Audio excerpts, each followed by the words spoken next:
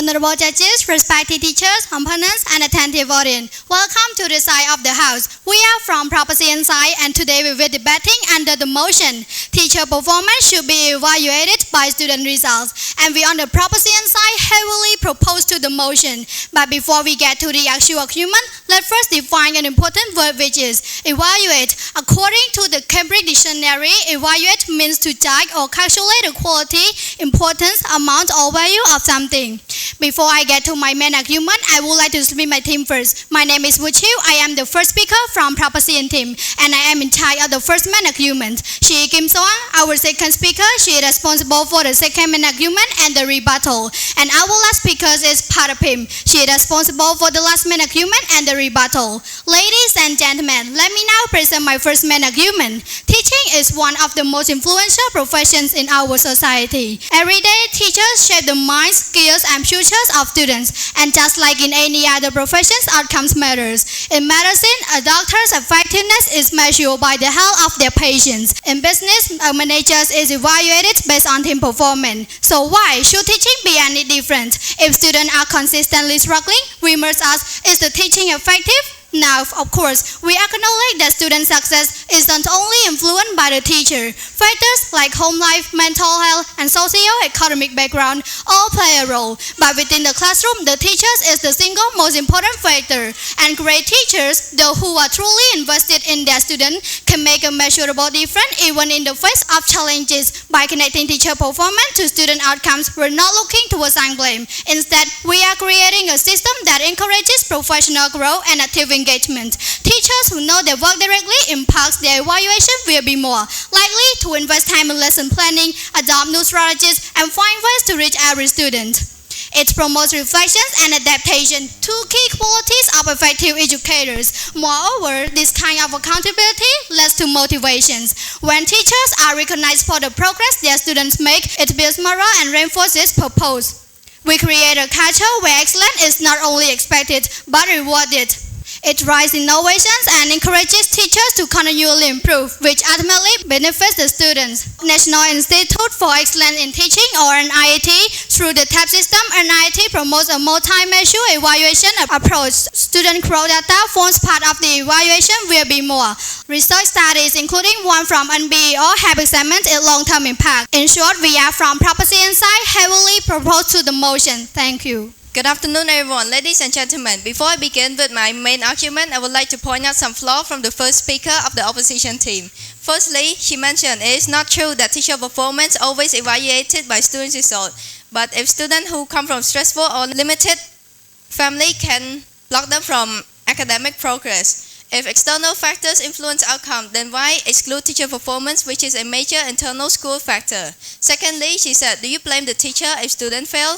We're not blaming the teacher for everything, just saying that student performance must be a significant part of evaluating teaching effectiveness. Finally, she mentioned, if society doesn't encourage you and say bad words, do you think it's a good society? Even in difficult social environment, effective teachers can be key role makers or change makers, which again shows why teachers' performance matters. Now, let me get to my main argument. Let me be honest, what is the purpose of teaching if not to ensure that students are learning and progressing? When students constantly perform well, show improvement over time, or meet key learning outcomes, it is a strong indicator that the teacher is doing something right, whether it's clear explanation, engaging lessons, or targeted support.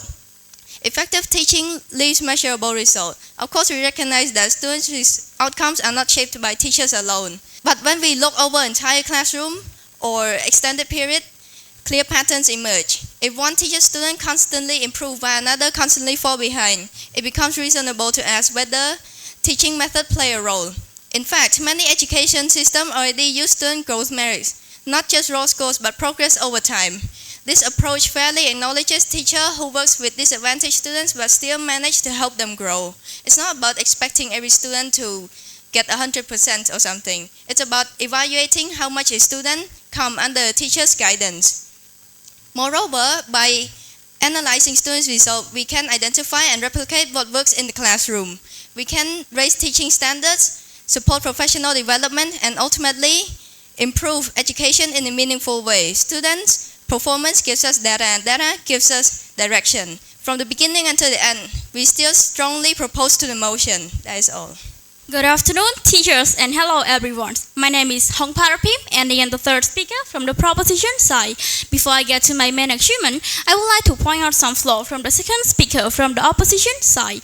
It is true that outside factors affect students, but teachers still play the biggest role in learning. A skilled teacher can motivate students, adapt lessons, and find ways to help even those with problems at home.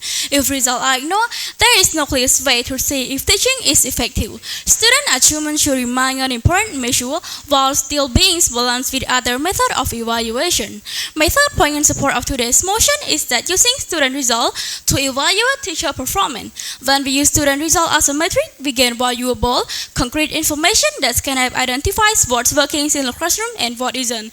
This allows schools and policymakers to make better informed decisions, rather than relying on guesswork or audited assumptions. And now, let's look at an example. Suppose two teachers are using different methods to teach the same curriculum. If the student or one teacher consistently perform better or show greater improvements, that's not just a coincidence, it's a signal. It tells us that the approach may be more effective, and it gives us the opportunity to analyze and replicate those strategies across other classrooms and schools. Additionally, when student results are tracked over time, we can identify patterns and trends. We can spot which teacher consistently help student growth, even in difficult environments, and we can also recognize when extra support or professional development is needed. In this way, student results don't just highlight success, they also spotlight areas where we can improve. And let me be clear, this doesn't mean teachers should be judged on test score alone. A well-rounded, data-driven approach can include progress tracking, formative assessment, classroom participation, and even student feedback. But without using student outcomes as part of the data-driven way of flying blind.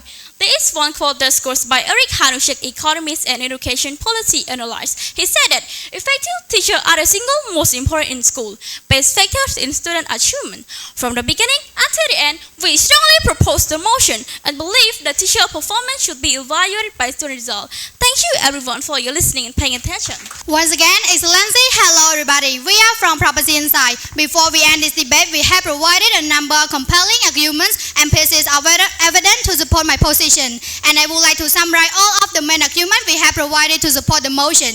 Everyone, teacher performance should be evaluated by student results. It is because when teachers are recognized for the progress their students make, it builds morale and reinforces purpose. And evaluating results enables the identification and replication of successful teaching strategies, ultimately improving education overall. Students' outcomes have highlighted successful strategies, track progress over time, and inform professional development. There is a quote that goes by Dolimov, educator and author of Teach Like a Champion. He said and quoted, "Students' progress is the clearest reflection of a teacher's influence." That is all. Thank you.